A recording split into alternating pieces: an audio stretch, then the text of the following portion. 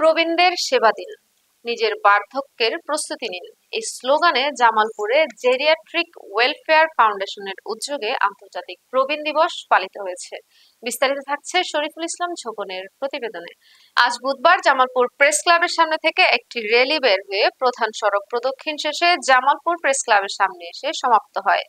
সংক্ষিপ্ত আলোচনা সভা জেরিয়াট্রিক ওয়েলফেয়ার ফাউন্ডেশন জামালপুর জেলা শাখার সভাপতি সৈয়দ আব্দুস শাফির সভাপতিত্বে ফাউন্ডেশনের সদস্য জামালপুর প্রেস ক্লাবের কোষাধ্যক্ষ কাফি পারভেজের সঞ্চালনায় প্রধান অতিথির বক্তব্য রাখেন জামালপুর প্রেস ক্লাবের সভাপতি হাফিজ রায়হান সাদা, সাধারণ সম্পাদক লুৎফর রহমান।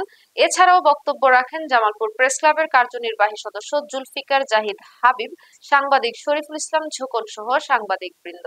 এ সময় বক্তারা বলেন, উন্নত বিশ্বের মতো বাংলাদেশে প্রবীণদের জন্য পর্যাপ্ত স্বাস্থ্য সুবিধা ও সামাজিক নিরাপত্তা কার্যক্রম সরকারিভাবে 50,000 টাকা করে ভাতা প্রদানের দাবি সহ পাবলিক প্লেসে হুইল চেয়ারের ব্যবস্থা গ্রহণের জন্য দাবি জানান।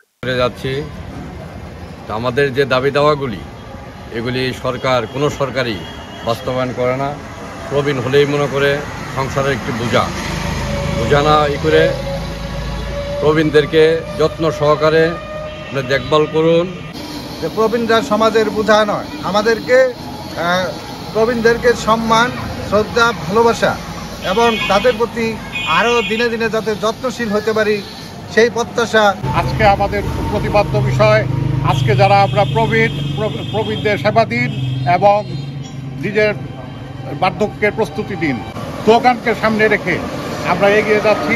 রেলওয়ে স্টেশন এবং হসপিটাল রোগীদের জন্য এবং যাত্রীদের জন্য ট্রেনে ওঠার জন্য এবং রোগীদের বিছানায় যাওয়ার জন্য তার কোনো প্রকার হুইল চেয়ার ব্যবহার করা হয় না। তা আমরা চাচ্ছি যাতে রেলওয়ে স্টেশনে এবং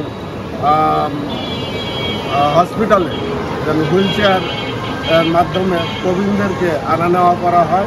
আজকের এই প্রবীণ দিবসে আমরা প্রবীণদের পক্ষ থেকে তাদেরকে অভিনন্দন ও শুভেচ্ছা জানাই এবং এই দিবসটি যেন প্রতি বছরের ন্যায় যথাযথ যোগ্যতার মাধ্যমে এই দিবসটি পালন করা হয়।